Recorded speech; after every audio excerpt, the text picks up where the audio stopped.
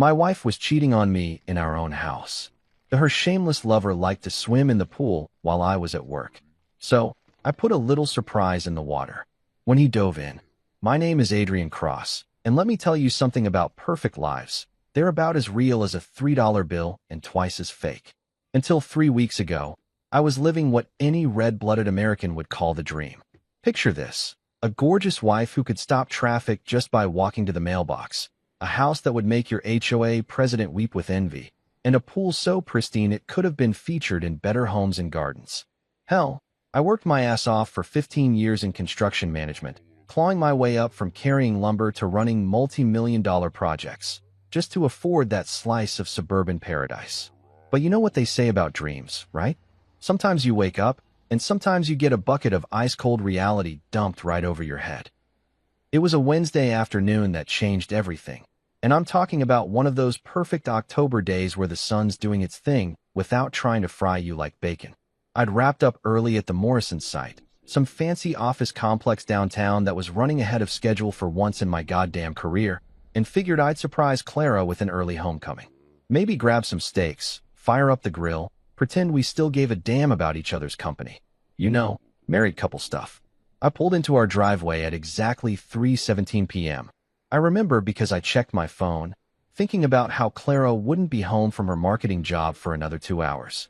The house looked picture-perfect as always, with those ridiculous flower boxes she insisted on, and the lawn I spent every weekend manicuring like some kind of suburban monk. But something felt off the moment I stepped out of my truck. The backyard gate was slightly open. Now, I'm the kind of guy who notices details. Comes with the territory when you're managing construction crews who'd screw up a two-piece jigsaw puzzle if you let them. That gate is always latched. Always.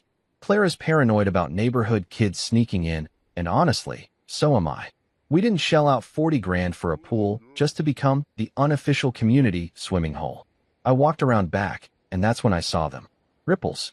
Not the gentle, barely, they're kind you get from a leaf falling or the pool cleaner doing its rounds. These were the real deal, the kind that come from something substantial moving through the water. Something human-sized. My stomach dropped faster than a concrete block. The pool deck told a story I didn't want to read. 2 towels draped over the wrought iron chairs like they owned the place. Not our usual navy blue ones, but these fancy striped numbers I'd never seen before. A wine bottle sat on the side table, expensive looking with a label in some foreign language, and next to it, 2 glasses with lipstick stains that made my blood run cold. Here's the thing about my wife Clara. She's a creature of habit. She wears the same MAC shade, Rebel, or some dramatic bullshit name, and has for the past 8 years. I know because I bought it for her enough times. But this lipstick? This was coral pink, the kind of color worn by someone trying way too hard to look younger than her actual age. I stood there like a complete moron, staring at those wine glasses while my brain tried to process what my eyes were showing me. The logical part of me, the part that calculates load-bearing weights and schedules concrete pours, was screaming that there had to be an explanation. Maybe Clara had a girlfriend over. Maybe it was her sister, though Linda lives 3 states away and drinks beer from the bottle like a trucker. But my gut? My gut was telling me a different story entirely. The water was still warm when I dipped my fingers in, which meant whoever had been swimming was long gone, but not by much. I walked the perimeter of the pool like some kind of detective, looking for more clues I definitely didn't want to find. A men's Rolex sat forgotten on the far side table, not the cheap kind you pick up at the mall, but the real deal that costs more than most people's cars. That's when the pieces started falling into place like dominoes in my head. Clara had been different lately. Not obviously different. She's too smart for that. But different in ways that a husband notices after 12 years of marriage. She'd started dressing sharper for work, trading her usual conservative business attire for outfits that showed off curves I'd forgotten she had. Her phone had become surgically attached to her hand, and she'd developed this annoying habit of taking calls in the other room, speaking in hushed tones like she was planning a surprise party or coordinating a goddamn heist. Working late had become her favorite phrase, rolling off her tongue with the practiced ease of someone who'd been using it a lot. Budget meetings, client presentations, strategy sessions, always something that conveniently kept her away from home until after dinner, looking perfectly put together despite supposedly being stressed to the max. And the pool. Jesus, the pool should have been my first clue. For months, I'd been coming home to find it spotless, the chemical balance perfect, the pH levels exactly where they should be. I'd assumed Clara had finally gotten serious about maintenance, maybe hired a service without telling me. But Clara hates the pool. Always has. She complains it's too much work, too expensive to maintain, too cold even in summer. The woman hasn't voluntarily gone swimming in our own backyard in 3 years. Yet somehow, magically, it had been pristine every single day. I sank into one of those fancy deck chairs, not one of ours, I realized with growing dread, and stared at the evidence of my wife's betrayal floating in the water like some kind of twisted crime scene. The ripples had settled, but the damage was done. My perfect life had officially become a perfect lie, and I was the last idiot to figure it out. The worst part? I could practically hear Clara's voice in my head, practicing whatever bullshit story she'd feed me when she got home. Some tale about a coworker dropping by, maybe a last-minute client meeting that moved to our house because of scheduling conflicts.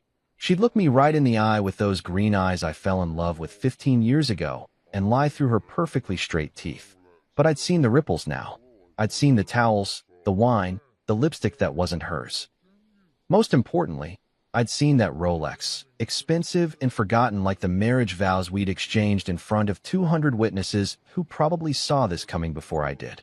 My pool, the one I'd dreamed about through years of 12-hour days and weekend overtime, the one I'd saved for and planned and sweated over, had become the stage for my wife's afternoon delight with some mystery asshole who could afford to leave a $5,000 watch lying around like pocket change. The betrayal hit me like a sledgehammer to the chest, but underneath the hurt was something else, something colder and more dangerous. As I sat there watching the sun reflect off water that would never look the same to me again, I realized that Clara had made one crucial mistake. She'd gotten sloppy. And if there's one thing I learned in 15 years of construction work, it's that when people get sloppy, everything eventually comes crashing down. The question was, did I want to be buried in the rubble, or did I want to be the one holding the wrecking ball? You know what's funny about being a complete and utter dumbass? You don't realize it until you're neck deep and stupid, looking back at all the neon signs you somehow missed while stumbling around in the dark. And brother, I missed more red flags than a colorblind traffic cop on his first day. For weeks after that pool discovery, I started paying attention like my life depended on it, which, considering the state of my marriage, it pretty much did. It's amazing what you notice when you actually open your eyes instead of sleepwalking through your own damn life, like some kind of suburban zombie. Clara had been pulling away from me so gradually that I'd convinced myself it was normal married couple stuff. You know, the whole growing apart bullshit they write about in those relationship articles nobody admits to reading.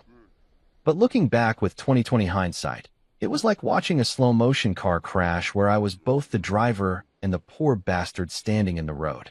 The work stress excuse had been her go-to line for months. "Oh, Adrian, you wouldn't believe the pressure I'm under at the agency," she'd say, massaging her temples like she was carrying the weight of the advertising world on her shoulders. "Johnson's breathing down my neck about the Peterson account, and don't even get me started on the budget revisions." Here's the thing about Clara's job at Hartwell Marketing. It's about as high stress as a Sunday afternoon nap. The woman sells advertising space for local businesses, not nuclear weapons to foreign governments. Her biggest crisis is usually deciding whether to put the pizza joint's ad next to the dry cleaners in the weekly mailer. But suddenly, she was acting like she was running campaigns for Fortune 500 companies and carrying classified documents in her purse. And sweet Jesus, had she started dressing differently. My wife used to roll out of bed looking like she'd rather be anywhere else, throwing on whatever blouse wasn't wrinkled and calling it a day. Conservative, professional, boring as watching paint dry.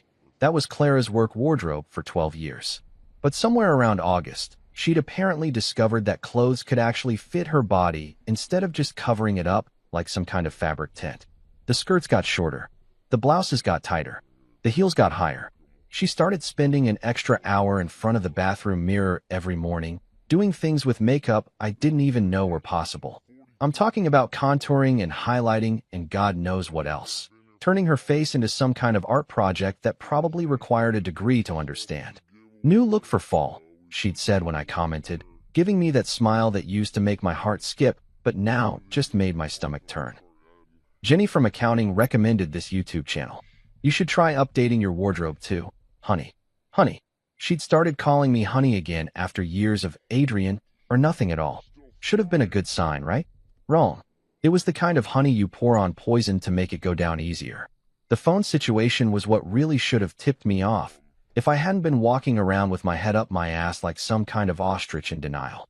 Clara had always been one of those people who forgot their phone existed half the time. She'd leave it charging in the bedroom, miss calls for hours, and generally treat it like an expensive paperweight. But suddenly, it was glued to her hand like some kind of technological growth. She'd get texts during dinner and actually check them, something that would have been unthinkable 6 months earlier. Her phone had gone from sitting face up on every surface to being clutched protectively against her chest or stuffed deep in her purse where nobody could accidentally see the screen. And the calls. Dear God, the calls.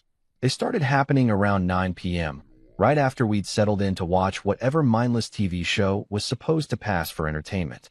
Clara would glance at her phone, frown like she was receiving urgent communications from the Pentagon, and excuse herself to take this in the kitchen. Then I'd hear her voice through the walls, soft and musical in a way it hadn't been with me in years. I can't talk long, she'd whisper, and I'd strain to hear more while pretending to give a damn about whatever reality show was flickering on the screen. No, he's right here.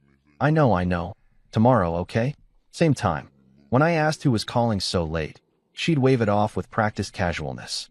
Oh, just Mom. You know how she gets when she can't sleep. Or Linda's having issues with Dave again. Or work stuff. You wouldn't find it interesting. Right. Because Clara's mother, who goes to bed at 8 p.m. sharp every night like she's got military-grade discipline, was suddenly developing insomnia. And Linda, who'd rather eat glass than discuss her marriage problems with anyone, was apparently turning into Dr. Phil and seeking relationship advice from her sister. But the real kicker, the thing that should have had me calling divorce lawyers instead of making excuses, was what I started noticing about our pool. Every single day, I'd come home from work, usually around 6, sometimes earlier if the crew was ahead of schedule, and that pool would be absolutely perfect. Not just clean, but magazine cover perfect. The chemical levels balanced like someone had a PhD in pool maintenance, the skimmer baskets empty, the deck furniture arranged just so. Now, I'm not an idiot. I know pool maintenance. I've been taking care of that water feature for 5 years, and it's work. Real work. You've got to test the chlorine levels, adjust the pH, clean the skimmers, vacuum the bottom, brush the walls. It's a whole production that takes a couple hours minimum if you want to do it right. Clara hates the pool. Did I mention that? Because it bears repeating. The woman has complained about that pool since the day we had it installed. Too much work, too expensive, too time-consuming, too everything. She hasn't willingly gone swimming in our own backyard since Obama was president. She treats pool maintenance like it's hazardous waste disposal, complete with complaints and dramatic sighing. Yet somehow, magically, it had been pristine every day for months.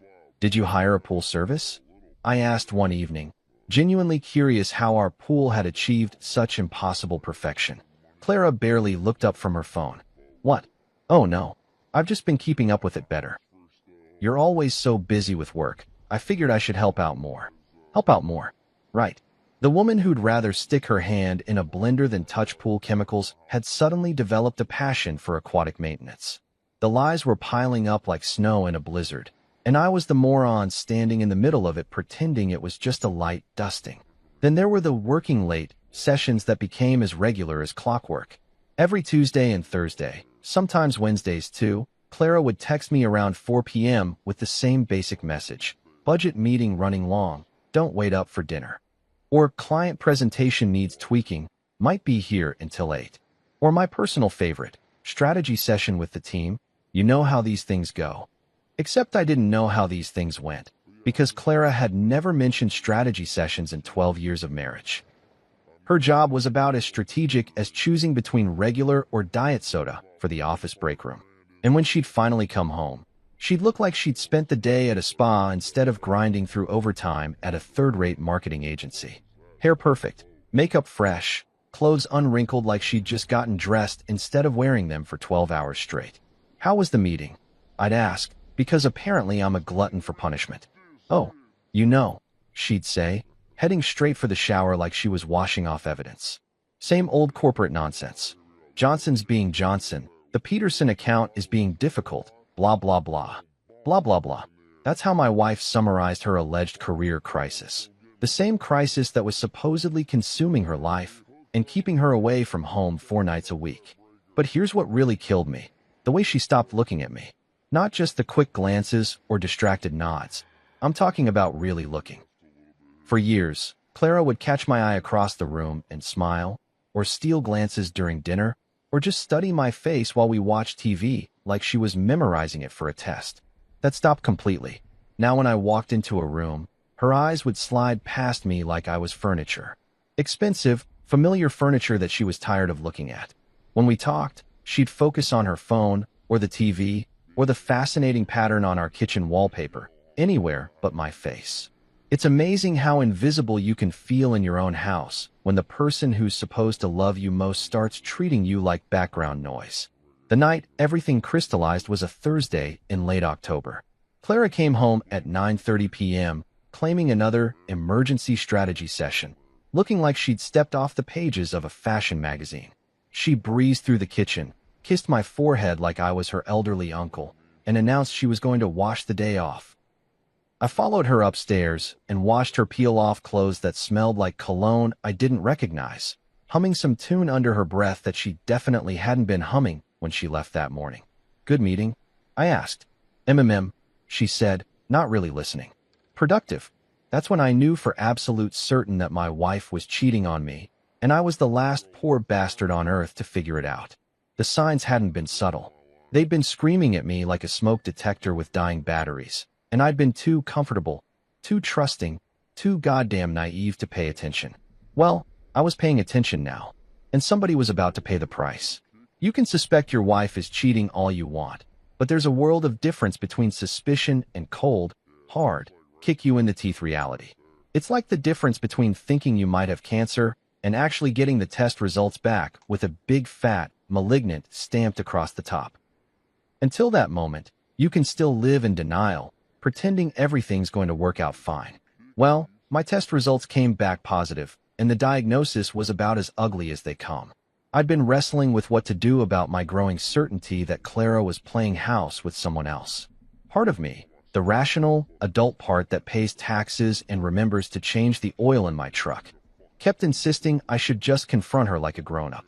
Sit her down, lay out my concerns, have one of those mature conversations that marriage counselors are always yapping about on daytime TV. But there was another part of me, the part that had been burned before by trusting people who didn't deserve it, that wanted proof. Real, undeniable, photographic evidence that would hold up in divorce court and make sure Clara couldn't gaslight me into thinking I was the crazy one. So I did what any self-respecting suspicious husband would do. I decided to play hooky and catch my cheating wife in the act. The plan was simple, which in my experience means it was either brilliant or completely stupid, with no middle ground. I'd leave for work Thursday morning like normal, drive to the coffee shop about a mile from our house, and wait until Clara's car pulled out of the driveway. Then I'd circle back, park down the street where I could see our house, but wouldn't be obvious to anyone driving by, and settle in for what I hoped would be the most boring surveillance operation in history. Spoiler alert, it wasn't boring. Thursday morning started like any other day in suburban hell. Clara was up at 6:30, going through her elaborate beauty routine that had somehow expanded from 20 minutes to an hour and a half over the past few months.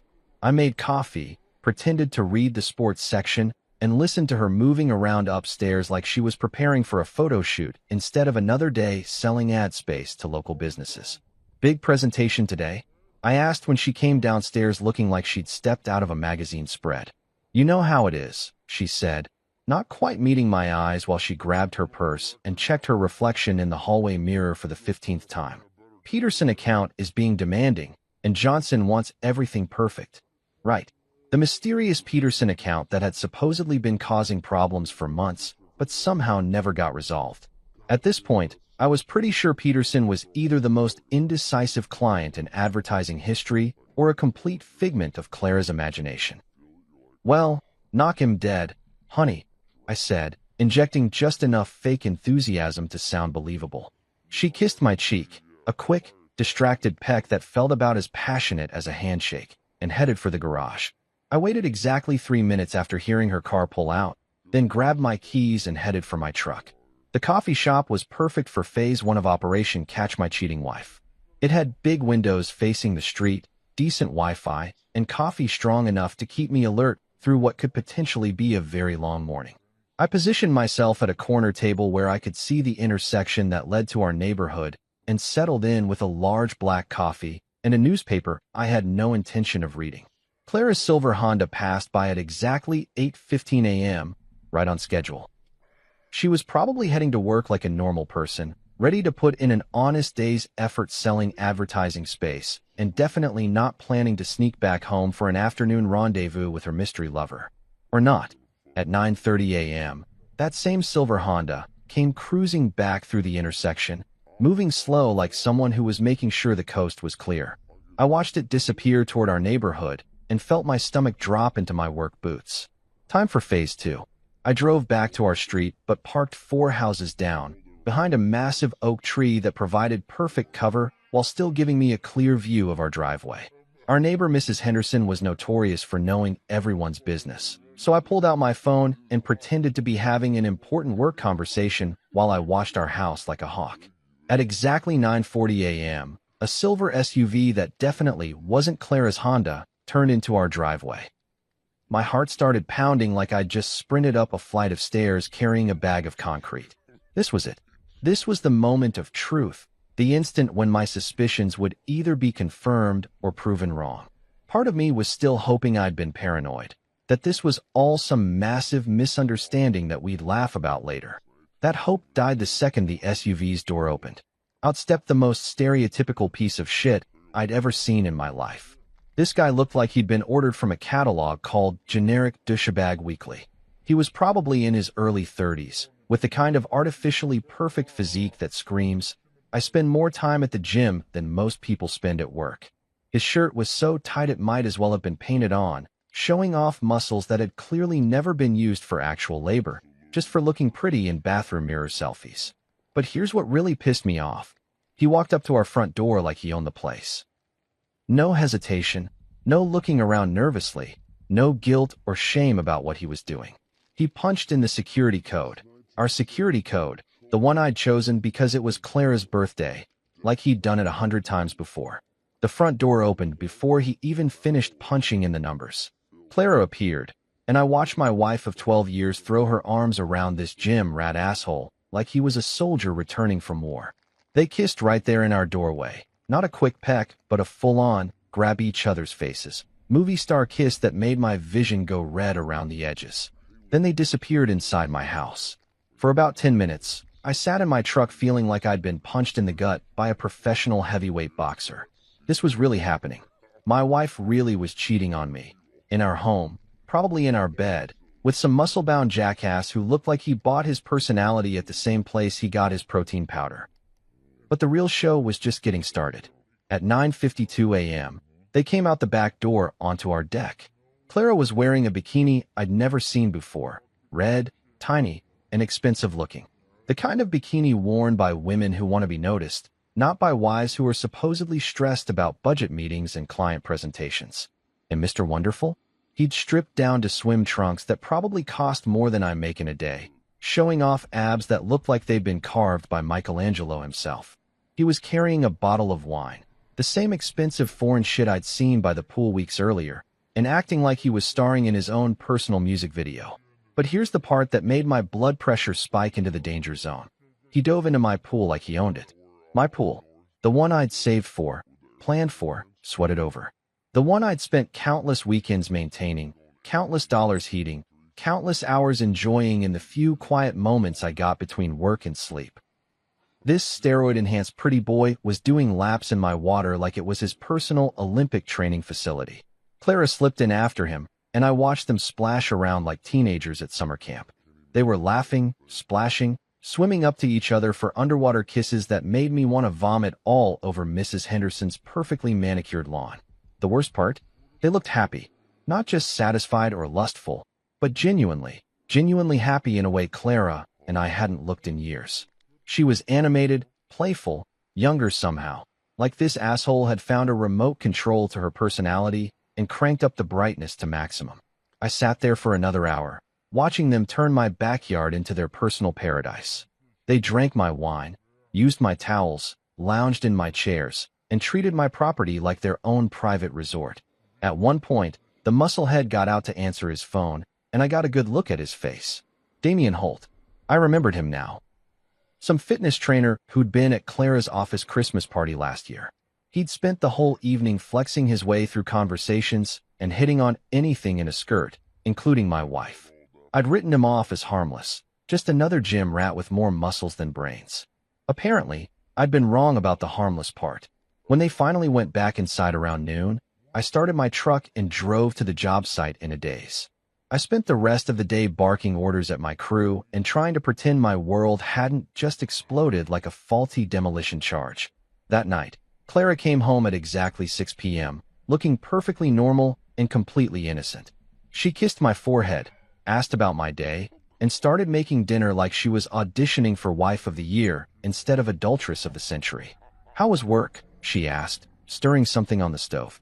"Fine," I said, watching her perform this domestic charade. "How about you? Productive meetings?" "Oh, you know," she said with a dismissive wave. "Same old Peterson account drama. Nothing too exciting. Nothing too exciting. Right. Just an afternoon of playing house with her personal trainer in our backyard while I was supposed to be safely at work, none the wiser. But I was wiser now.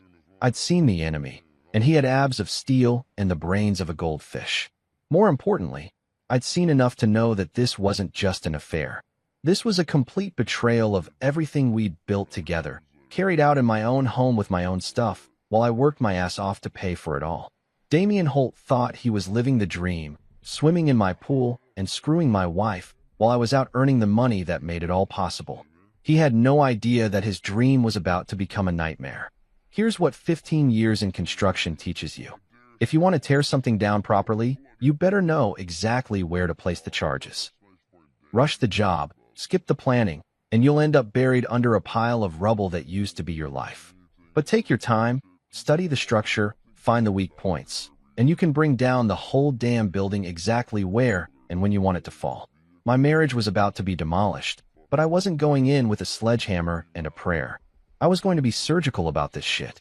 The day after witnessing Damian Holt treating my pool like his personal water park, I called in sick to work for the first time in 3 years. My foreman Danny thought I was dying of something exotic, considering I'd shown up to job sites with everything from broken ribs to food poisoning without missing a beat. But this was different. This was war preparation, and wars aren't won by guys who show up unprepared. I spent the morning at Best Buy, which is apparently where middle-aged men go when their lives fall apart and they need spy equipment.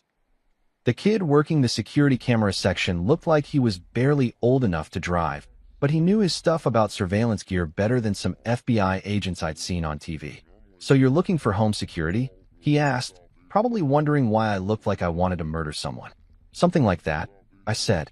"I need cameras that are small, wireless, and can record everything without anyone knowing they're there." His eyes lit up like Christmas morning.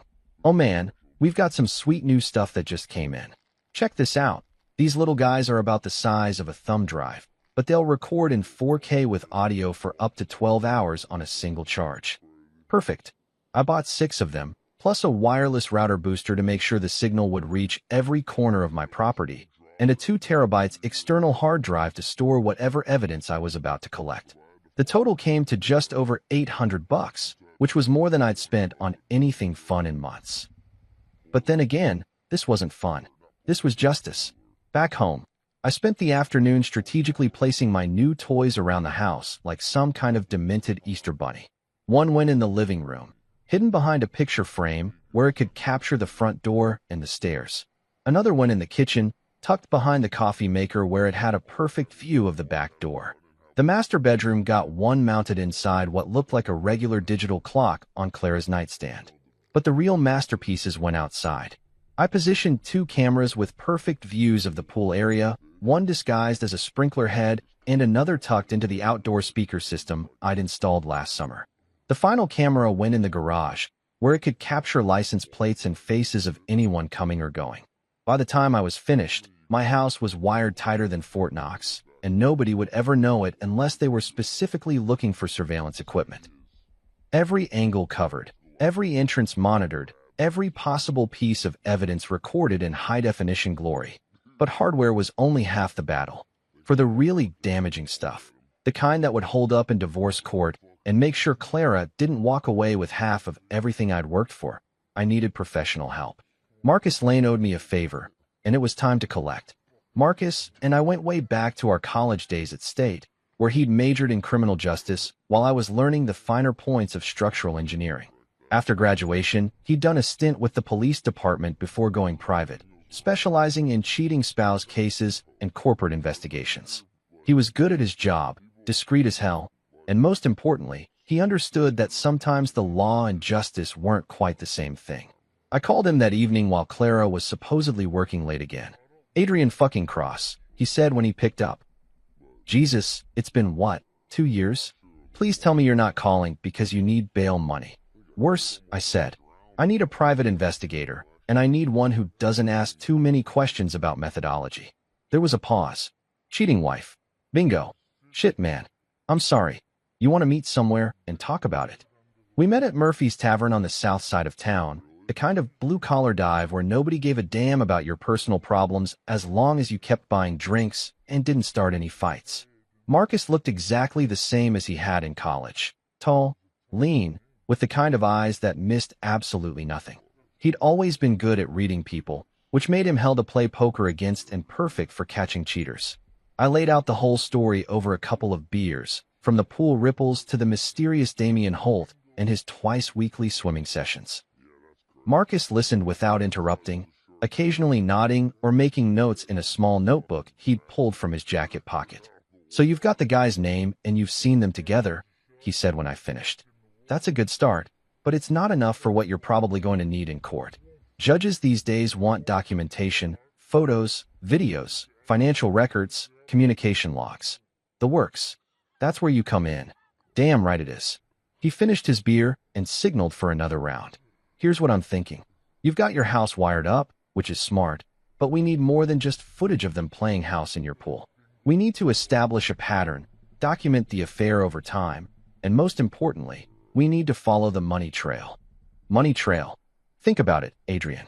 This guy's not just using your pool for exercise. I'm betting your wife's been spending marital assets on him. Dinners, gifts, maybe even trips. Hotels cost money. Fancy restaurants cost money.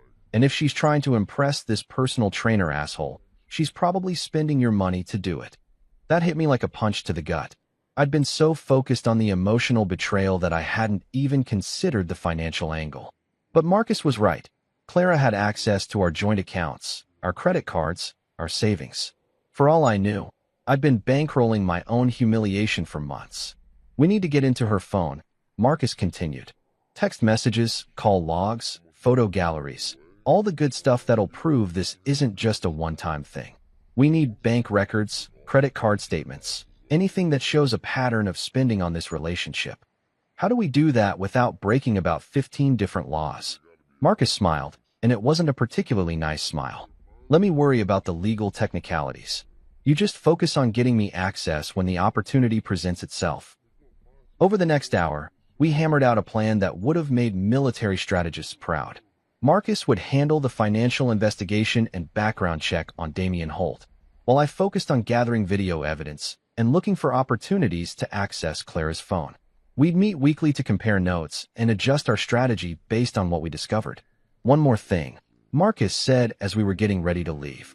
"You need to be prepared for what we might find. Sometimes the evidence is worse than the suspicions, and sometimes people surprise you with just how low they're willing to go. Worse how? Could be other guys. Could be money you didn't know about. Could be that this has been going on a lot longer than you think." He put his hand on my shoulder. "I've seen marriages that looked solid from the outside turn out to be complete shams. Just be ready for anything, okay?" That night, I lay in bed next to Clara, listening to her breathe and wondering how many lies I was going to uncover in the next few weeks.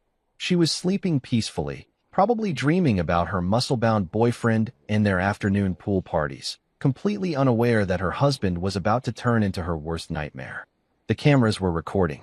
The investigation was underway, and somewhere in the digital ether, the evidence that would destroy my marriage was piling up one pixel at a time.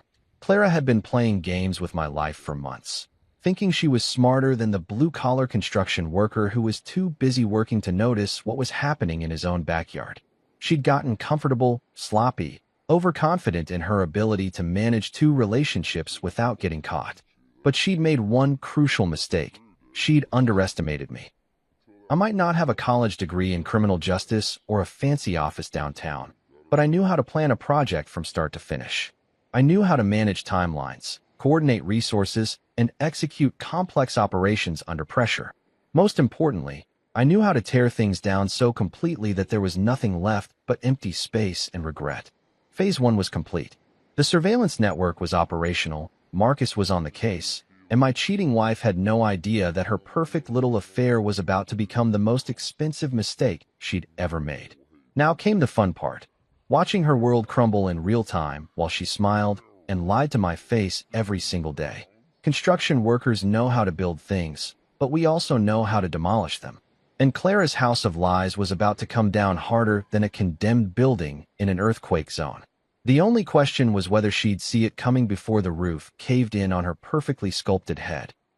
You know what they say about revenge being a dish best served cold? Well, whoever came up with that saying obviously never had to deal with a cheating wife and her muscle-bound boy toy turning their backyard into a goddamn love nest.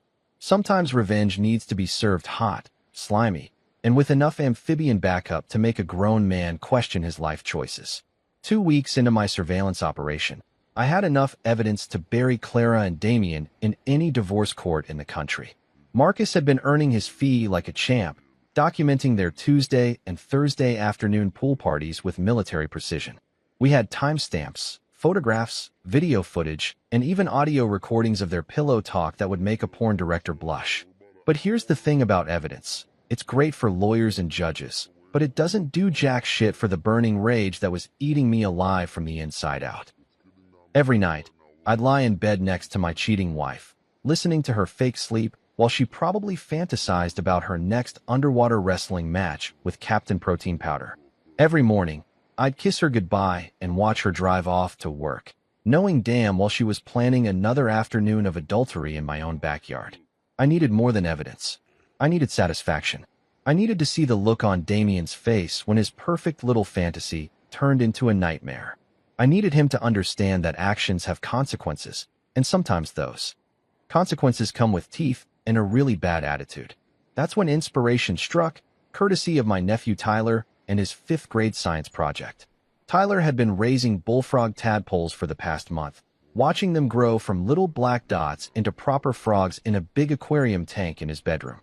His mom, my sister Jenny, had been complaining about the smell and the noise for weeks, begging someone to take them off her hands before she accidentally flushed the whole ecosystem down the toilet. I volunteered to solve her problem. "Uncle Adrian, you sure you want these things?" Tyler asked as we loaded the tank into my truck. "They're kind of gross, and they make this weird chirping noise at night." "Trust me, kid, I've got the perfect pond for them." Of course, I didn't have a pond, but I had something better, a heated, chlorinated swimming pool that was about to become an amphibian paradise. The plan was beautiful in its simplicity. I'd wait for Clara to leave for work on Thursday morning, then set up my living surprise before Damien arrived for his regularly scheduled pool humping session. The cameras would capture everything, and I'd finally get to see what that pretty boy looked like when his perfect world got a little less perfect. I drove to 3 different pet stores to supplement Tyler's collection, telling each clerk that I was setting up a large outdoor pond and needed enough frogs to establish a healthy ecosystem. By the time I was finished shopping, I had 2 massive aquarium tanks full of bullfrog tadpoles, 6 adult bullfrogs the size of dinner plates, and about 50 smaller frogs that the last pet store owner was practically giving away because they were too aggressive for most customers. Perfect. Aggressive was exactly what I was looking for. Thursday morning played out like every other day in suburban hell. Clara went through her elaborate beauty routine, claimed she had another challenging day ahead with the Peterson account, and drove off to work looking like she was headed to a photo shoot instead of a marketing office. I gave her the usual 10-minute head start, then loaded my amphibian army into the truck and headed home. Setting up the surprise took longer than I'd expected. The adult bullfrogs were about as cooperative as construction workers on a Monday morning, and the tadpoles seemed determined to escape every container I put them in. But eventually, I had the whole crew relocated to my pool, swimming around like they'd just discovered frog heaven. The big bullfrogs immediately claimed the shallow end as their territory, while the smaller ones spread out across the deep end like tiny green submarines. The tadpoles were everywhere, turning the crystal-clear water into a writhing mass of aquatic life that looked like something out of a nature documentary gone wrong. I pulled the pool cover halfway across, leaving just enough open water to make it look normal from a distance, then settled into my truck down the street to wait for the show. Damien's silver SUV pulled into my driveway at exactly 9:40 a.m., right on schedule. I watched him strut up to the front door like he was walking a red carpet, punch in the security code with the confidence of a man who thought he had the world by the balls, and disappear inside. 15 minutes later, they emerged onto the deck, and I had to admit they made a pretty picture. Clara in another bikini I'd never seen before. This one was black and probably cost more than my monthly truck payment, and Damien in swim trunks that looked like they'd been painted on his artificially perfect body. He was carrying the usual bottle of expensive wine, gesturing dramatically while he talked, probably telling Clara some bullshit story about his latest conquest at the gym or his plans to become a fitness influencer. Whatever he was saying, it was making her laugh in that musical way that used to be reserved for me, back when I was stupid enough to think I was the only man in her life. They set up their usual poolside paradise, spreading towels on the chairs and arranging their wine glasses just so. Damien was showing off for Clara, flexing and posing like a peacock in mating season, completely oblivious to the fact that his private performance was about to have a very unexpected audience. Finally, the moment I'd been waiting for arrived. Damien walked to the edge of the pool, pulled back the cover with a flourish, and dove in without bothering to check the water first. The scream that came out of that man's mouth when he surfaced was worth every penny I'd spent on amphibian relocation services. Picture this. A grown man, supposedly the pinnacle of masculine fitness, bursting out of the water like he'd been electrocuted, with 3 bullfrogs clinging to his chest and about a dozen tadpoles stuck to his back. The look on his face was pure terror, like he'd just discovered that my pool was actually a portal to some frog-infested dimension of hell. He tried to swim to the ladder, but every stroke brought him into contact with more frogs, and each new encounter sent him into fresh hysterics. The big bullfrog seemed to think he was playing some kind of game, following him around the pool and croaking encouragement while he flailed around like a drowning man. Clara was screaming too, but not in fear, in complete mortification. She was standing at the edge of the pool, trying to help her lover escape from his amphibian nightmare, while wearing an expression that suggested this was not how she'd planned to spend her Thursday afternoon. Damien finally made it to the ladder, but his grand exit was ruined when he slipped on a particularly large bullfrog that had taken up residence on the pool deck. He went down hard, landing on his perfectly sculpted ass while a chorus of frogs serenaded his humiliation. The best part? He was naked. Somewhere in his panic, he'd lost his expensive swim trunks to the murky depths of my frog-infested pool, and now he was scrambling around my deck like a hairless, terrified baboon, trying to cover himself while avoiding the amphibian army that had claimed his territory. Clara was trying to help, throwing him a towel while keeping her distance from the frogs, but even she couldn't maintain her composure in the face of such complete chaos.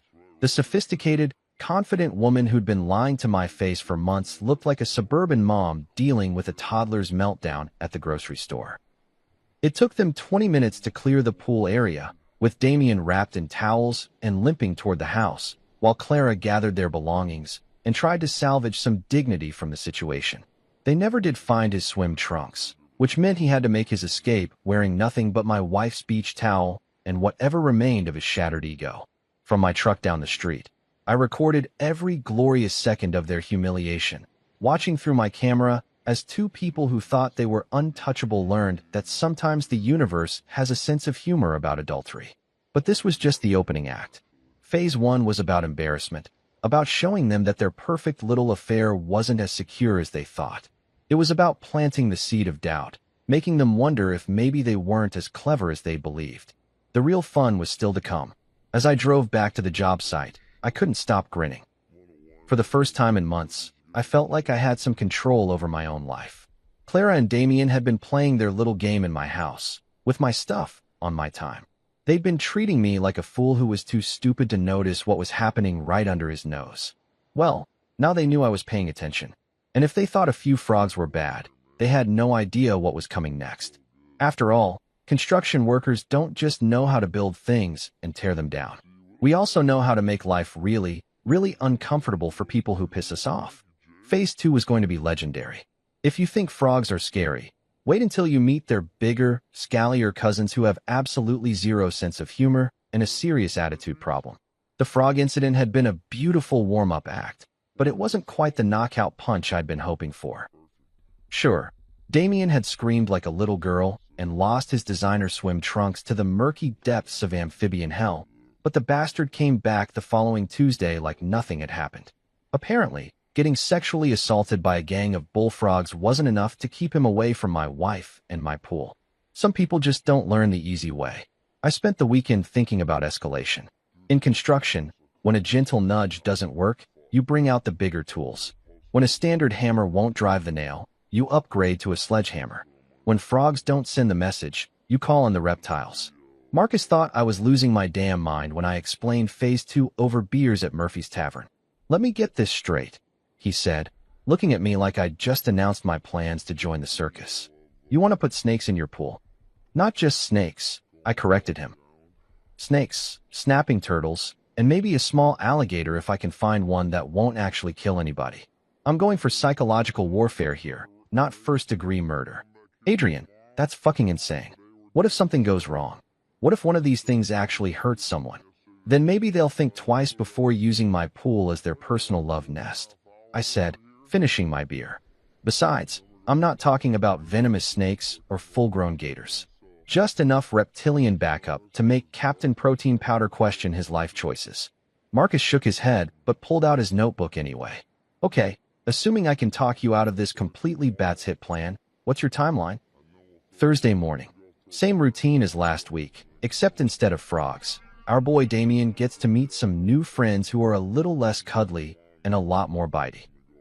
The problem with escalating from frogs to reptiles was finding suppliers who wouldn't ask too many questions about why a construction worker needed an emergency shipment of non-venomous snakes and baby alligators.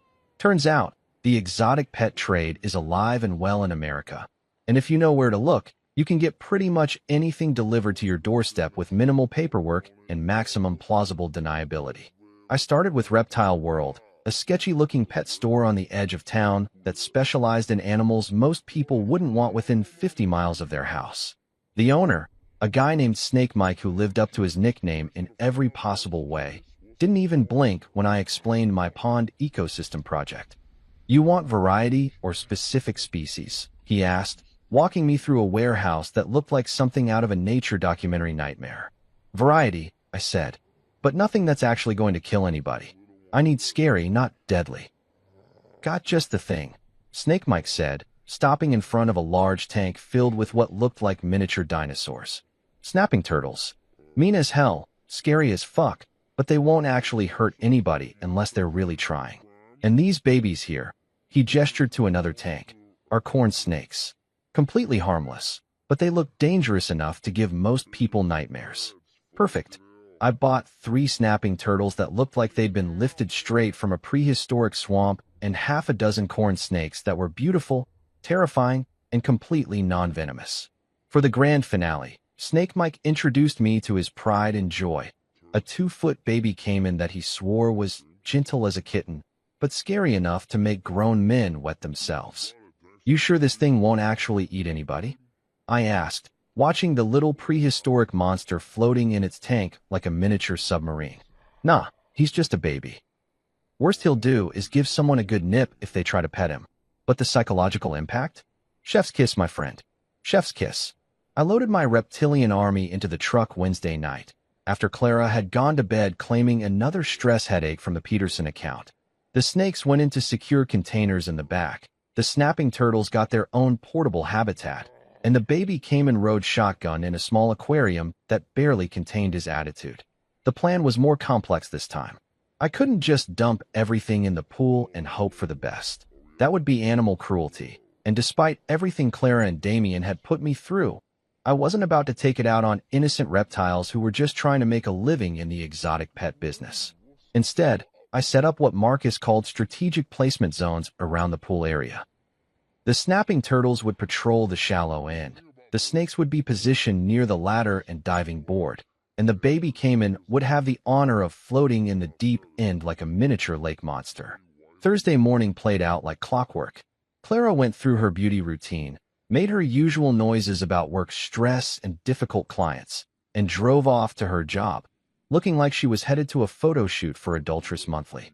I gave her the standard 10-minute head start, then loaded my reptilian crew and headed home. Setting up Phase 2 took almost an hour. The snapping turtles were surprisingly cooperative, probably because they were too busy being pissed off at the world to care where they ended up. The corn snakes were more challenging. They kept trying to escape their designated positions, apparently unaware that they were supposed to be supporting characters in my revenge drama. But the baby caiman was the real star of the show. I released him into the deep end and watched him sink to the bottom like a tiny submarine, completely invisible from the surface but ready to make a dramatic appearance when someone least expected it. By 9:30 a.m., everything was in position. I pulled the pool cover back just enough to make everything look normal from a distance, set up my camera equipment, and settled into my truck to wait for the main event. Damien's SUV arrived right on schedule, and I watched him strut up to the front door with the same cocky confidence that was about to get a serious reality check. He disappeared inside for his usual pre-swim ritual with my wife, probably telling her how the frog incident had been a weird fluke and definitely wouldn't happen again. Famous last words. They emerged onto the deck 20 minutes later, Clara in yet another bikini I'd never seen before and Damien looking like he'd stepped out of a fitness magazine. He was being extra macho this time, probably trying to prove that a few frogs hadn't damaged his masculine credentials. "Don't worry, babe," I could hear him saying as they set up their poolside paradise. It was probably just some kind of seasonal thing. Frogs migrate, or whatever. Today's going to be perfect. He walked to the edge of the pool, pulled back the cover with a flourish, and dove in without checking the water first. Again, some people really don't learn.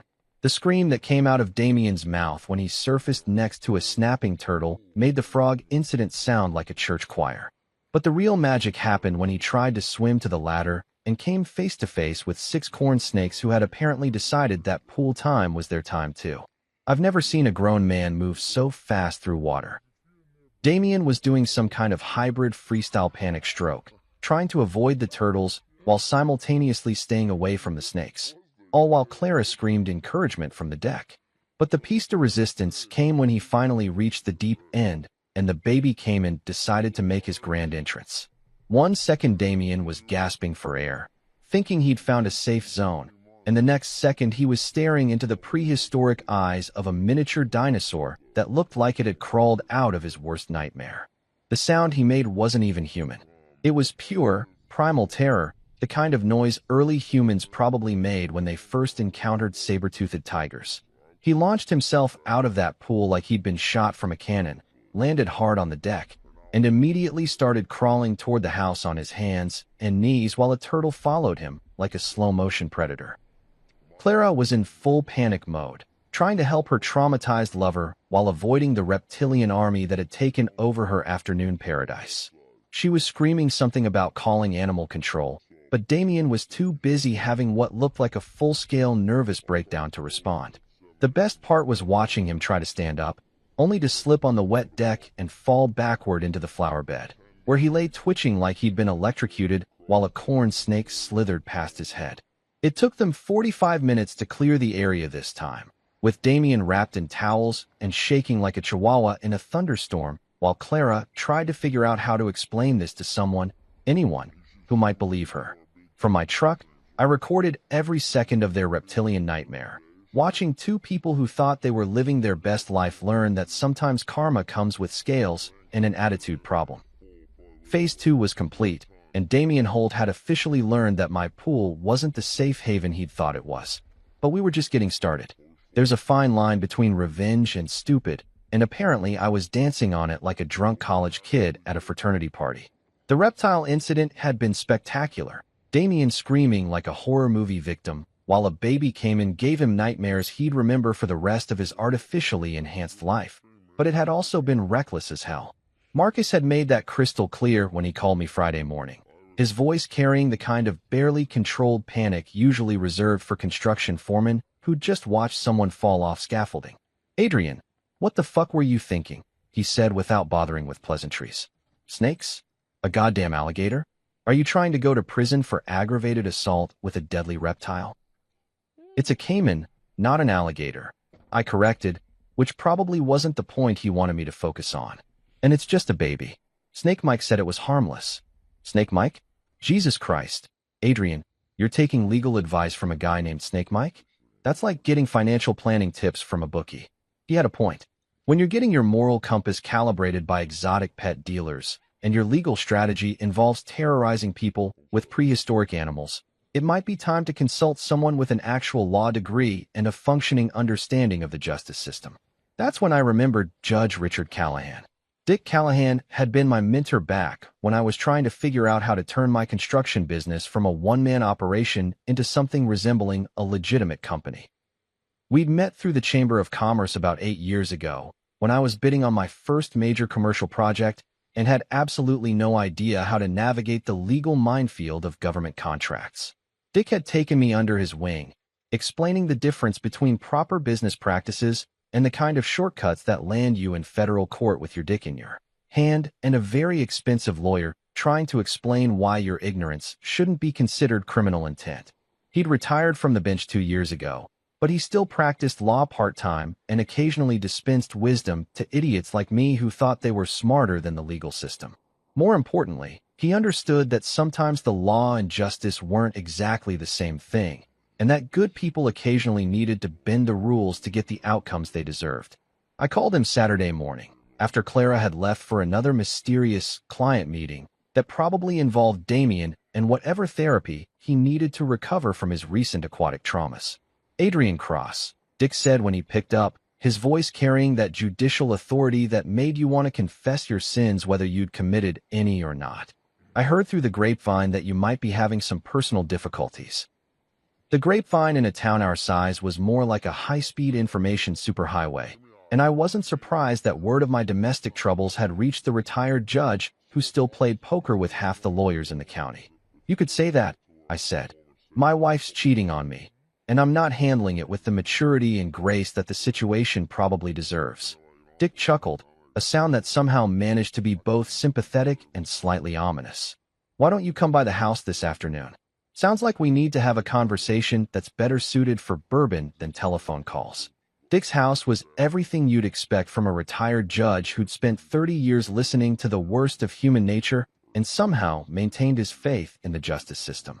It was elegant without being showy, traditional without being stuffy, and filled with the kind of expensive furniture that whispered rather than shouted about success. He met me at the door with 2 glasses of what looked like whiskey aged longer than most of my employees had been alive, and we settled into leather chairs in his study that probably cost more than my truck. "So," he said, settling back with the kind of comfortable authority that made you understand why lawyers charged so much just to sit in the same room with him. "Tell me about this wife of yours, and whatever poor bastard she's decided to torture you with." I laid out the whole story, from the pool ripples to the hidden cameras to my recent experiments in aquatic biological warfare. Dick listened without interrupting, occasionally nodding or raising an eyebrow when I got to the more creative aspects of my revenge campaign. When I finished, he was quiet for a long moment, staring into his bourbon like it might contain the secrets of the universe, or at least some guidance for dealing with idiots who thought snakes were appropriate legal tools.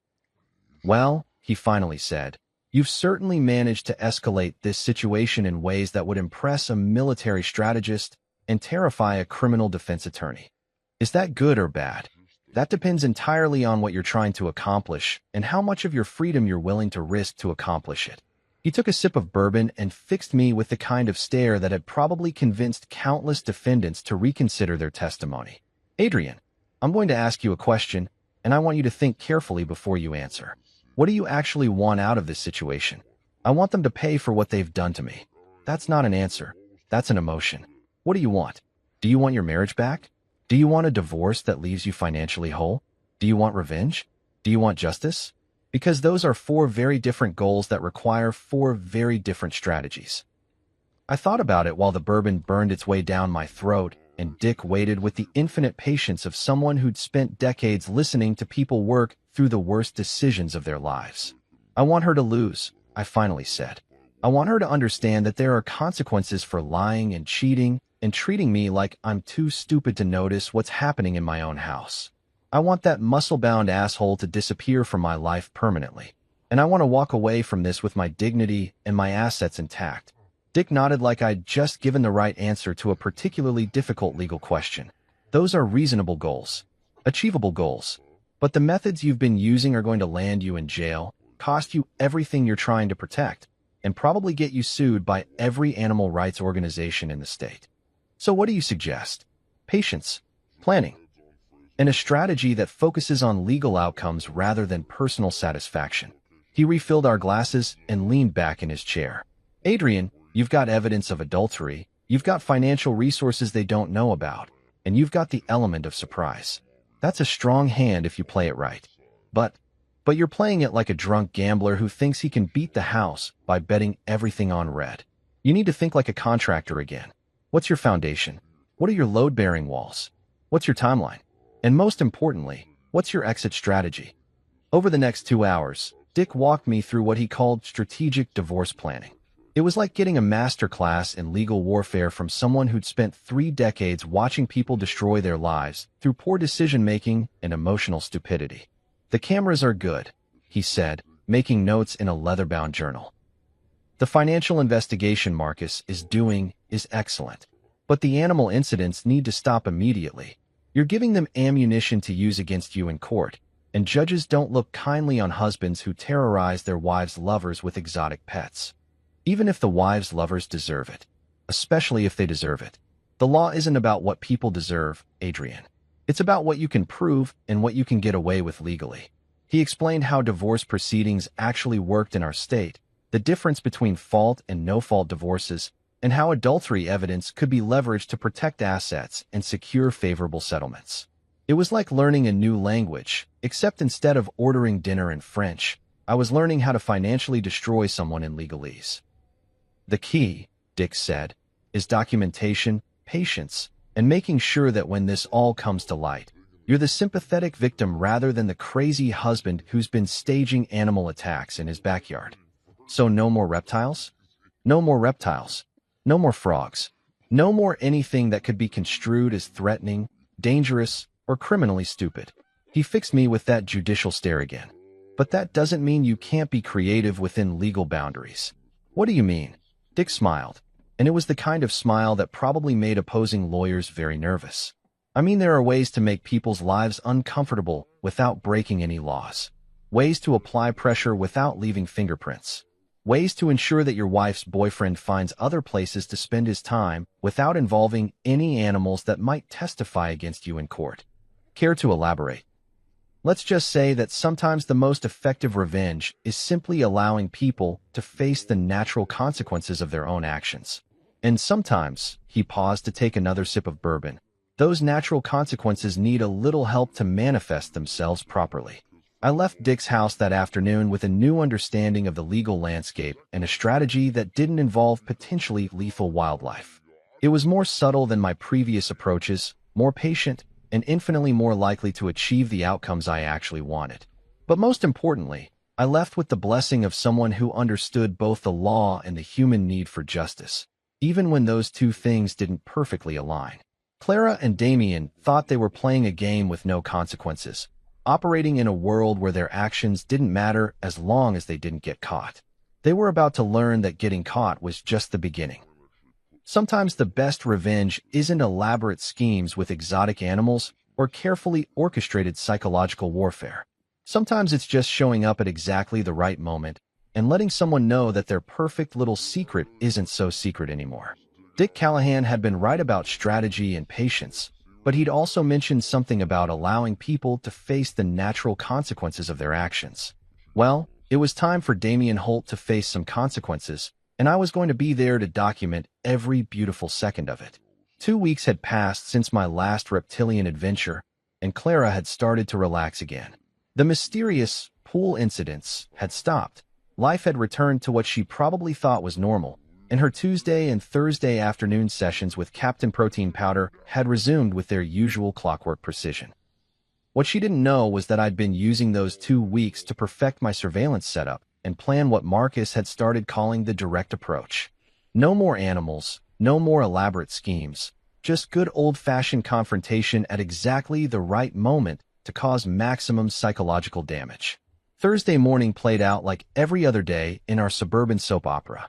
Clara went through her beauty routine with military precision, made the usual noises about work stress and demanding clients, and drove off to her job, looking like she was headed to a magazine photo shoot rather than a marketing office that sold advertising space to pizza joints and dry cleaners. I followed my usual routine too, leaving 10 minutes after her and parking down the street where I could monitor our house without being obvious. But this time, instead of just recording evidence from a distance, I had a different plan in mind. At 9:30 a.m., I watched Damien's silver SUV pull into my driveway like he owned the place. The arrogant bastard didn't even bother to look around anymore.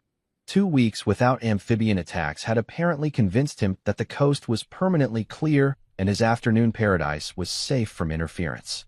I gave them 20 minutes to get settled into their routine before I made my move. 20 minutes for them to strip down, set up their poolside love nest, and start feeling comfortable in their stolen sanctuary.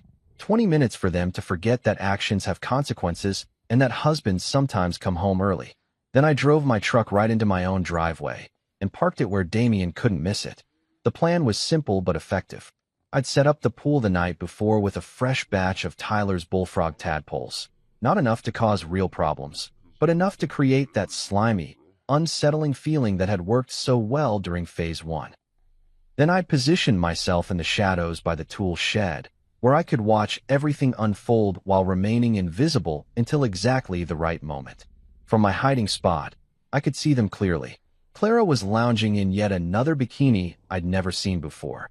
This one was white and probably cost more than most people's monthly car payments, while Damien showed off his artificially perfect physique like a peacock in mating season. They were drinking wine from the good glasses, the ones we'd gotten as wedding gifts and were supposed to save for special occasions. Apparently, adultery qualified as a special occasion in Clara's book. Damien was in full performance mode, flexing and posing while he regaled my wife with what were probably fabricated stories about his latest conquests at the gym or his plans to become a fitness influencer. Whatever bullshit he was selling, Clara was buying it with the enthusiasm of someone who'd forgotten she was married to a man who worked his ass off to pay for the house they were using as their personal love hotel. You know what I love about this place? I heard Damien say as he gestured toward the pool. It's like our own private resort. No crowds, no noise, just us in paradise. Our own private resort. Right.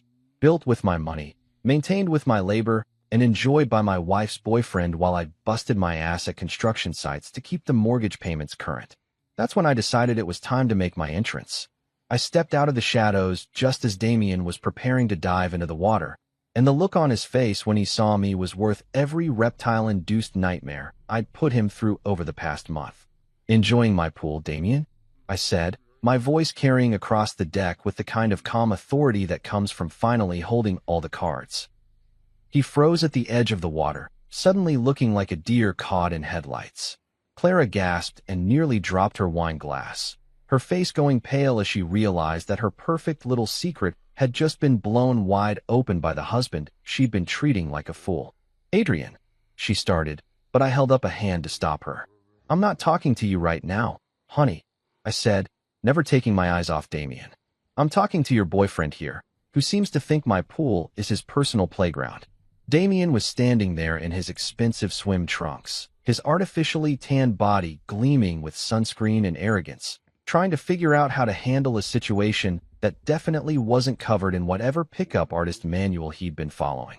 "Look, man," he said, attempting to sound casual while his voice cracked like a teenager asking someone to prom. "This isn't what it looks like. Really." I stepped closer, pulling out my phone and opening the camera app. "Because it looks like you're about to go swimming in my pool, with my wife." using my towels and drinking my wine. But hey, maybe I'm misunderstanding the situation. The color drained from his face as he realized I was recording this conversation. Clara was making desperate gestures behind me, probably trying to signal him to run or lie or spontaneously combust, anything that might salvage this disaster. But Damien was trapped, standing there in his ridiculous swim trunks while I documented his humiliation in high-definition video that would probably end up as evidence in divorce proceedings. "Why don't you go ahead and get in the water, Damien?" I suggested, gesturing toward the pool with my phone still recording. "Don't let me interrupt your afternoon swim. I'm sure the water's just perfect for your needs." He looked down at the pool, probably remembering his previous encounters with my aquatic surprises, and I could see the internal debate playing out on his artificially perfect face. Did he risk another amphibian nightmare, or did he admit defeat and make a run for it? "Come on," I continued, enjoying every second of his discomfort. "Clara's been telling me how much you love swimming. Something about it being your private resort? I'd hate for you to miss out on your exercise routine just because the homeowners showed up." That's when he spotted them, dozens of small, dark shapes moving through the water like tiny submarines. The tadpoles were back, and Damien's face went from pale to green as he realized that his pool paradise had once again been invaded by creatures that didn't give a damn about his fitness model aspirations. "You're fucking crazy," he said, backing away from the water like it was filled with acid. "Maybe," I admitted, still recording his retreat. "But I'm crazy with a mortgage and property taxes, which means this is my pool, my house, and my wife you've been entertaining. How's that working out for you so far?" Clara finally found her voice. "Adrian, please, we can talk about this."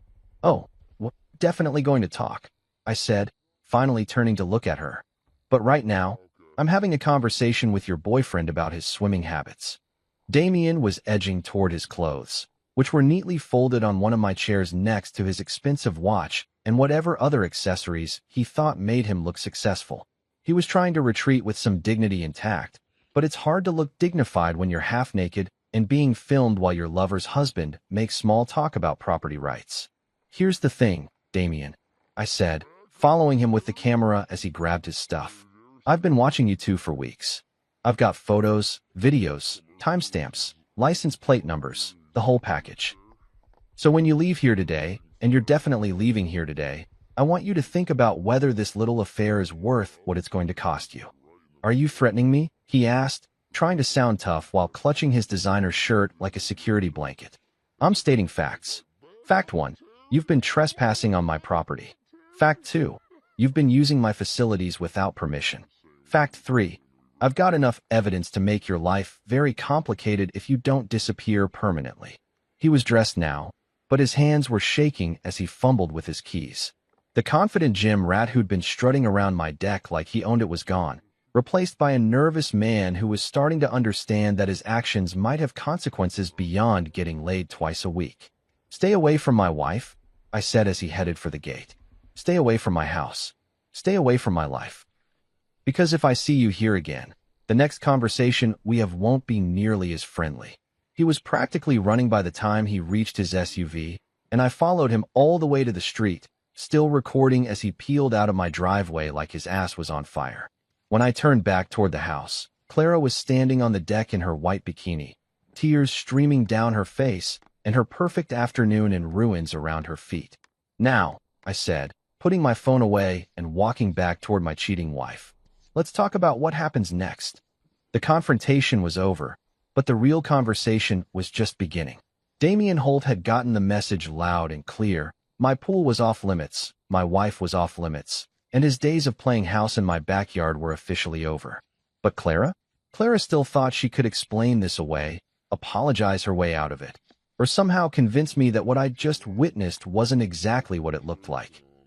She was about to learn that some things can't be fixed with tears and excuses. You know what's funny about catching your wife in the act of adultery? She still thinks she can talk her way out of it. Even with the evidence scattered around your backyard like confetti from Hell's Own Parade, even with her boyfriend's tire tracks still warm in your driveway, she'll look you right in the eye and try to convince you that what you saw wasn't really what happened. Clara had spent the afternoon crying, pleading, and attempting damage control that would have impressed a political spin doctor.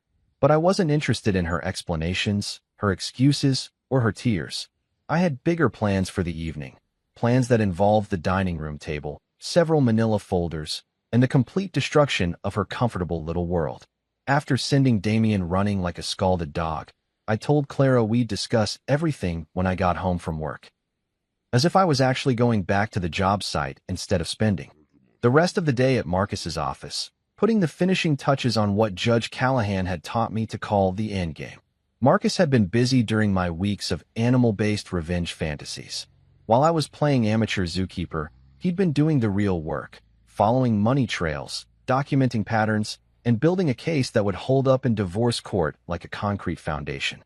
"Holy shit, Adrian," he said, spreading papers across his desk like a detective in a crime drama. "Your wife's been busy. And I'm not just talking about the pool parties." The financial evidence was damning. Clara had been using our joint credit cards to fund her affair for months, treating Damien to dinners at restaurants I couldn't afford, buying him clothes from stores I'd never heard of, and even paying for a weekend getaway to a resort that cost more than I made in a month.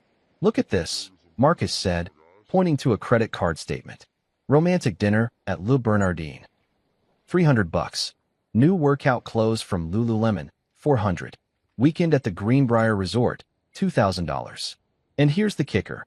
She told the credit card company you were aware of all these charges." That last part hit me like a punch to the gut. Not only had Clara been cheating on me with my money, she'd been actively lying to financial institutions about my involvement in funding her affair. In legal terms, that was fraud. In human terms, that was just plain evil. "It gets better," Marcus continued, pulling out another folder. "Remember that Peterson account she's always complaining about? The one that causes all her work stress and keeps her at the office late? Don't tell me. There is no Peterson account." I called her office pretending to be a vendor looking for payment information. Turns out, Hartwell Marketing has never had a client named Peterson, and according to her supervisor, Clara's been leaving work early every Tuesday and Thursday for the past 3 months. Of course, there was no Peterson account. Clara had been using a fictional client to cover her afternoon adventures with Captain Protein Powder, lying to my face every single day while I worked overtime to pay for their romantic escapades. But the real bombshell was in the third folder. Property records, Marcus said with the kind of grim satisfaction that comes from uncovering the really damaging evidence. 3 months ago, Clara tried to take out a second mortgage on your house. She was turned down because she doesn't have enough income to qualify on her own. But the paperwork shows she was looking for a $100,000 loan. $100,000? For what? According to the application, home improvements. But look at this. The contractor she listed for the work? Holt Fitness Solutions, LLC. Damien's personal training business. The pieces clicked into place like a construction project from hell. Clara hadn't just been having an affair. She'd been planning to financially destroy our marriage to fund her new life with her boyfriend. If that loan had gone through, I would have been on the hook for $100,000 that went straight into Damien's bank account while I was working my ass off to pay the original mortgage. "There's more," Marcus said, pulling out the final folder. "Bank records show Clara's been moving money from your savings account to a private account you didn't know about. Small amounts, a few hundred here and there, but it adds up. She's stolen about $15,000 over the past 6 months. $15,000. Money I'd saved from overtime, from skipping lunches, from working weekends and holidays. Money that was supposed to go toward our future, stolen to fund her present with another man." By the time I got home that evening, my shock had crystallized into something cold and calculating. Clara was waiting for me in the living room, still wearing that white bikini under a silk robe, her eyes red from crying and her face arranged in an expression of practiced remorse. "Adrian, honey, we need to talk," she started, but I held up a hand to stop her. "We'll talk," I said. "But first, I need to set some things up. Give me 10 minutes. I went to my home office and gathered everything I'd been preparing for this moment. The folders Marcus had given me, the surveillance photos from my cameras, the financial records that documented her theft, and the divorce papers Dick Callahan had helped me prepare. I arranged everything on the dining room table like evidence in a courtroom, then called Clara in to face her judgment. She walked into the dining room looking like a woman preparing for battle, probably expecting to deploy tears, apologies, and whatever manipulation tactics had worked on me for the past 12 years. But when she saw what was spread across our table, her face went pale and her confident demeanor crumbled like a house built on sand. "Sit down, Clara," I said, gesturing to the chair across from me. "We're going to review some documents together." She sat down slowly, her eyes scanning the papers like a defendant seeing the evidence against her for the first time. Which, in a way, she was. "Let's start with the financial records," I said, opening the first folder. "This is a credit card statement showing a $300 dinner at Le Bernardin on October 15th. Care to explain who you were dining with that night?" "Adrian, I can explain. I'm not asking for explanations. I'm asking for confirmation. Were you at Le Bernardin on October 15th? Yes or no?" She stared at the paper like it was written in a foreign language. "Yes, but..." "Good. Moving on." I opened the next folder. This is a receipt for workout clothes from Lululemon, totaling $412. The credit card used was our joint account, but the delivery address was to an apartment complex I've never heard of. Would that happen to be Damien's address? Her silence was answer enough. "And this," I continued, pulling out the resort receipts, "is documentation for a weekend getaway that cost me $2,000. A weekend you told me you were spending with your sister Linda, who, by the way, was actually in Florida visiting her in-laws that same weekend." Clara was crying now, but they weren't the manipulative tears I'd expected. These were tears of fear, the kind that come when someone realizes their carefully constructed lies are falling apart in real time. "Here's where it gets really interesting," I said, opening the property records folder. "This is an application for a second mortgage on our house. Our house, Clara. The one I've been paying for while you've been playing house with your boyfriend. Adrian, please." The loan was for $100,000, supposedly for home improvements to be done by Holt Fitness Solutions. That's Damien's company, in case you were wondering. "You tried to steal $100,000 from our home equity to give to your lover." She was sobbing now, but I wasn't finished. "The bank records were the final nail in the coffin of our marriage. And finally," I said, spreading out the account statements, "we have documentation of systematic theft from our savings account. $15,000 over 6 months, transferred to a private account I didn't know existed. Money I earned working overtime and weekends, stolen to fund your affair." I leaned back in my chair and watched my wife of 12 years realize that her secret life hadn't been nearly as secret as she'd thought. "So here's how this is going to work," I said, pulling out the divorce papers. "You're going to sign these documents, which grant me the house, the savings accounts, and everything else I worked for while you were screwing around. You're going to move out by the end of the week. And you're going to pray I don't decide to press charges for fraud and theft." "Adrian, you can't." "I can and I will. The evidence is overwhelming, Clara.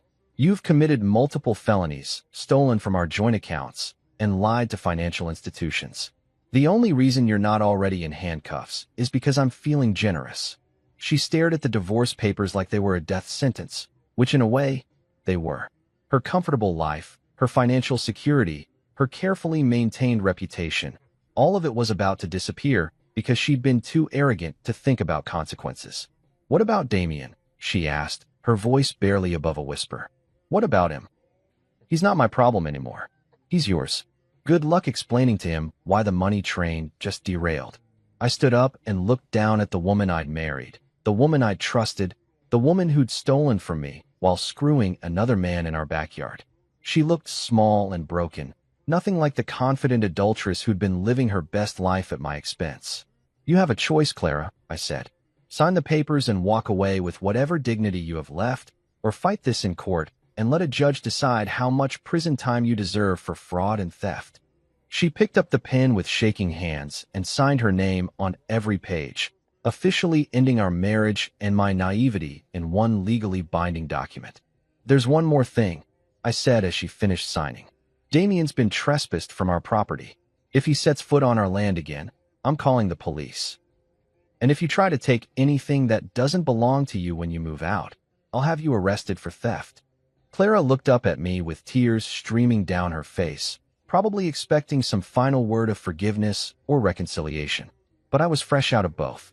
"Congratulations," I said, gathering up the signed papers. "You're officially free to build a new life with your stolen money and your unemployed boyfriend."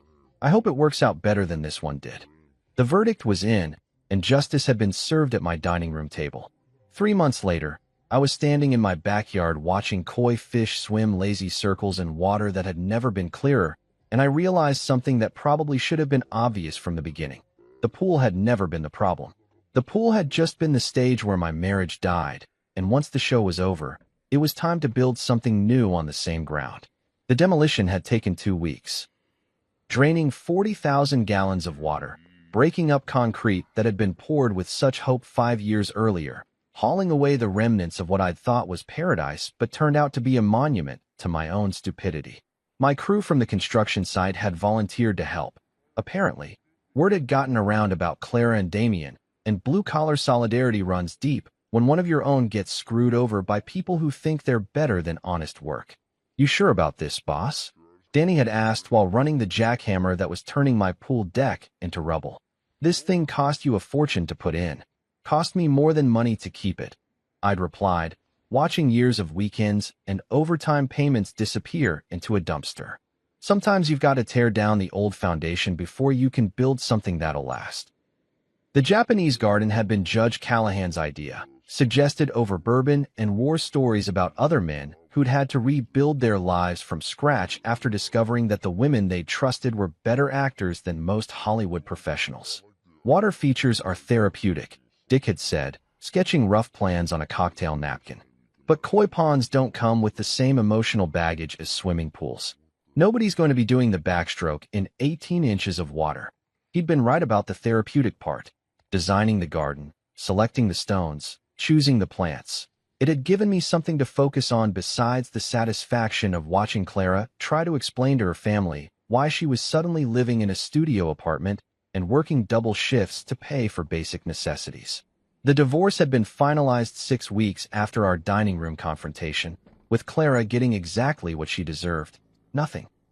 Her attempts to claim spousal support had been laughed out of court once her attorney saw the evidence of systematic theft and fraud. Damien had disappeared faster than smoke in a windstorm once he realized his sugar mama was broke and facing potential criminal charges. Marcus had tracked him down to a gym in the next state over, where he was apparently back to hustling personal training sessions and looking for his next wealthy, lonely housewife to charm. Some people never learn, but at least he'd learned to stay the hell away from my property. The garden had taken shape slowly, like all good construction projects. The pond itself was modest, maybe 8 feet by 12, nowhere near the size of the pool it had replaced, but perfect for the space and my new needs. I'd built a small waterfall that circulated the water with a gentle sound that was somehow more peaceful than the mechanical hum of pool filters had ever been. The koi had been Tyler's suggestion. My nephew had become fascinated with Japanese culture after his bullfrog project, and he convinced me that koi were like aquatic pets that would never need walking or vet visits. He'd been right about that too. Watching them glide through the clear water was hypnotic in a way that chlorinated swimming pools never were. "It's like meditation," I told Marcus when he stopped by to see the finished product. "Except instead of emptying your mind, you're watching fish be fish and remembering that some things in life are actually simple." "And the revenge aspect?" he'd asked with a grin. "Getting any satisfaction from the fact that Clara's new apartment doesn't even have a bathtub, let alone a water feature?" "I'm not thinking about Clara anymore," I'd said, and realized I actually meant it. She made her choices, she's living with the consequences, and I've got better things to do than keep score in a game that's already over. That had been mostly true. I'd heard through the neighborhood grapevine that Clara was struggling financially, that her parents had cut her off after learning about the affair and theft, and that she'd been forced to take a second job waiting tables to make ends meet. Part of me, the petty, vengeful part that had enjoyed terrorizing Damien with reptiles, took some satisfaction in her downfall. But the bigger part, the part that was building something new instead of just tearing down something old, didn't need her suffering to feel good about my own life. The garden had taught me something about starting over that I hadn't expected to learn. Every morning, I'd sit on the stone bench I'd built near the waterfall, drinking coffee and watching the koi navigate their small world with what looked like contentment. They didn't seem to miss the vast expanse of the swimming pool, didn't appear to be mourning the loss of space they'd never actually had. They'd adapted to their new environment and made it home. I'd started doing the same thing. The house felt different without Clara's presence. Bigger in some ways, smaller in others, but definitely mine in a way it hadn't been when I was sharing it with someone who was only pretending to want to be there. I'd redecorated the bedroom, thrown out furniture that reminded me of her, and slowly replaced our shared possessions with things that reflected my actual tastes instead of compromises with someone who'd been planning to leave anyway. Work had gotten better too. Without the constant stress of wondering what Clara was doing during her mysterious afternoon meetings, I'd been able to focus on managing my crew and building things that would last. We'd landed 3 new contracts in the past month, and Danny had started making noises about me expanding the business and taking on bigger projects. "You're different now, boss," he'd said while we were reviewing blueprints for a new office complex. "More focused. Less, I don't know, distracted." "Divorce will do that," I'd replied. "Turns out it's easier to concentrate on building things when you're not constantly worried about someone tearing them down behind your back." The most surprising change had been dating, or rather, the complete lack of interest I had in it. Friends kept trying to set me up with their sisters or co-workers, assuming that a newly divorced man in his 40s would be desperate to jump back into the relationship market. But sitting by my koi pond every morning had taught me something about contentment that I'd never learned during 12 years of marriage. I liked my own company. I liked coming home to a house that stayed exactly the way I left it. I liked not having to negotiate over dinner plans or weekend activities or which TV shows to watch. I liked the silence that came from not having to listen to lies about fictional Peterson accounts and non-existent budget meetings. Maybe someday I'd want to share this new life with someone who actually wanted to be part of it. But for now, I was perfectly happy building something just for me. The garden was finished, but it would never really be complete. That was part of its appeal. Every season brought new growth, new challenges, new opportunities to improve and adapt. The koi were thriving, the plants were establishing themselves, and the waterfall was developing that natural sound that only comes with time and settling. I'd named the biggest koi Karma. She was a beautiful golden fish with black markings that looked almost like tattoos, and she had a habit of surfacing near the bench whenever I sat down with my morning coffee. I liked to think she understood that we were both starting over in the same small space, both learning to make the most of what we had instead of mourning what we'd lost. On this particular morning, exactly 3 months after the pool demolition, I was sitting on my bench watching Karma cruise through her domain when my phone rang. It was a number I didn't recognize, but something made me answer it anyway. "Mr. Cross? This is Detective Richardson with the County Sheriff's Department. I'm calling about a Clara Cross. I believe she's your ex-wife?" My stomach dropped for a moment, wondering if Clara had finally decided to press charges for my more creative revenge tactics, but the detective's tone suggested something different. "She's been arrested for credit card fraud," he continued. "Apparently, she's been using stolen account information to make purchases. During questioning, she mentioned that you might have information relevant to our investigation." I thought about the credit card statements Marcus had uncovered, the pattern of fraudulent charges that had funded Clara's affair, and realized that some people really never learn from their mistakes. "I'll be happy to help with your investigation," I said, watching Karma surface near my feet like she was listening to the conversation. "I have extensive documentation of fraudulent charges on accounts she had access to during our marriage." After I hung up, I sat quietly by the water, thinking about the strange journey that had brought me from discovering ripples in a swimming pool to sitting beside a koi pond while my ex-wife apparently continued her criminal career in new and creative ways. The garden whispered its quiet truth around me. Endings can be beautiful if you choose to rebuild on your own terms. Clara was still out there somewhere, still making the same destructive choices that had destroyed our marriage, still thinking she could lie and steal her way to happiness. But that was her story now, not mine. My story was about clear water, patient fish, and the satisfaction that comes from building something that belongs entirely to you. It was about morning coffee in the silence, about work that mattered, about sleep that comes easy when your conscience is clear. It was about learning that sometimes the best revenge is simply living well while the people who wronged you continue to destroy themselves with their own choices. I finished my coffee, said good morning to Karma and her friends, and headed inside to get ready for another day of building things that would last. The pool was gone, but the foundation remained strong.